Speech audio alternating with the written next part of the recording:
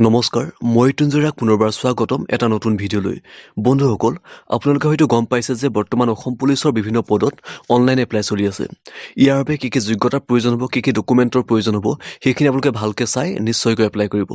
এতিয়া কথা হ'ল বহুত মনত এটা প্ৰশ্ন উঠিছে যে এইবাৰ পিআৰচিখন লাগিব নে নালাগে আৰু লগতে এমপ্লয়মেণ্ট এক্সচেঞ্জ কাৰ্ডখন দৰকাৰ হ'ব নে নাই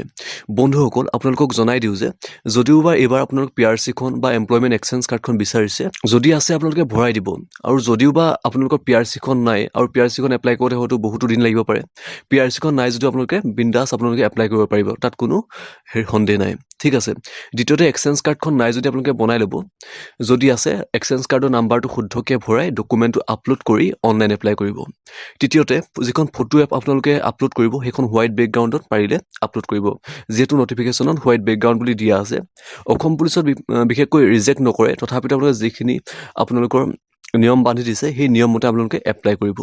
বন্ধুসকল এইকেইটাই আছিল মেইন কথা সকলোৱে ভালদৰে প্ৰস্তুতি চলাই যাওক কাৰণ সপোনবিলাক পূৰ কৰিবলৈ আকৌ এবাৰ সুযোগ আহিছে